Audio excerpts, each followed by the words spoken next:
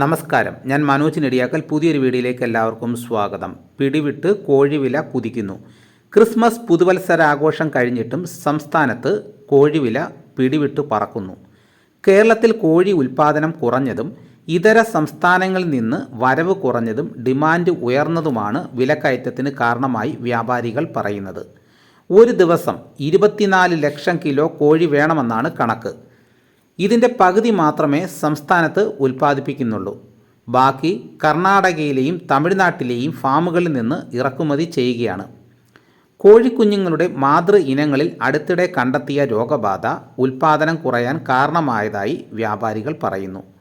പിന്നീട് ശാസ്ത്രീയ മാർഗങ്ങളിലൂടെ രോഗബാധ നിയന്ത്രിക്കാൻ കഴിഞ്ഞെങ്കിലും ഉൽപ്പാദനത്തിൽ ഇടിവ് നേരിട്ടു. മുൻ വർഷങ്ങളിലെ അനുഭവത്തിൻ്റെ അടിസ്ഥാനത്തിൽ ശബരിമല സീസണിൽ വിൽപ്പന കുറയുന്നത് മുന്നിൽ കണ്ട് കേരളത്തിലെ കർഷകർ ഇത്തവണ ഉൽപ്പാദനം കുറച്ചു. എന്നാൽ പതിവിന് വിപരീതമായി ശബരിമല സീസണിലെ തണുപ്പ് കാലത്ത് കേരളത്തിൽ ഡിമാൻഡ് ഉയർന്നു. ഇതും വില വർദ്ധിക്കാൻ ഇടയാക്കി.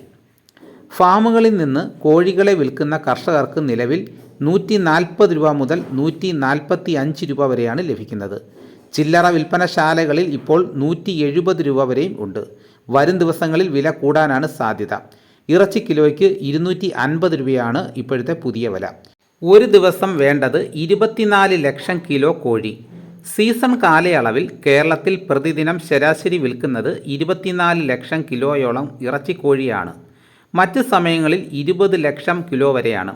മലപ്പുറം, കോഴിക്കോട്, എറണാകുളം ജില്ലകളിലാണ് കൂടുതൽ വിൽപ്പന. പ്രതിദിനം 2.5 ലക്ഷം കിലോയിലധികം ഈ ജില്ലകളിൽ വിൽക്കുന്നു. തിരുവനന്തപുരം, തൃശ്ശൂർ, കണ്ണൂർ ജില്ലകളിൽ 2.25 ലക്ഷം കിലോയോളം വിൽപ്പന നടക്കുന്നുണ്ട്.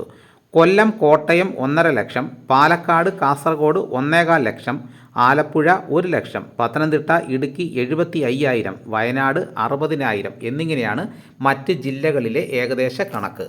ഇതോടുകൂടി വീഡിയോയുടെ പൂർണ്ണമാകുന്നു. എല്ലാവരും ഒന്ന് ലൈക്ക് ചെയ്ത് സപ്പോർട്ട് ചെയ്യണം. ആദ്യമായിട്ടാണ് ഈ ചാനൽ കാണുന്നതെങ്കിൽ സബ്സ്ക്രൈബ് ചെയ്യാൻ മറക്കരുത്. നിങ്ങളുടെ അഭിപ്രായങ്ങൾ കമൻറ്റായിട്ട് രേഖപ്പെടുത്തൂ. ഈ വീഡിയോ എല്ലാവർക്കും ഒന്ന് ഷെയർ ചെയ്ത് കൊടുക്കണം. മറ്റൊരു വീഡിയോയുമായിട്ട് ഉടനെ എത്താം. എല്ലാവർക്കും എൻ്റെ നന്ദി.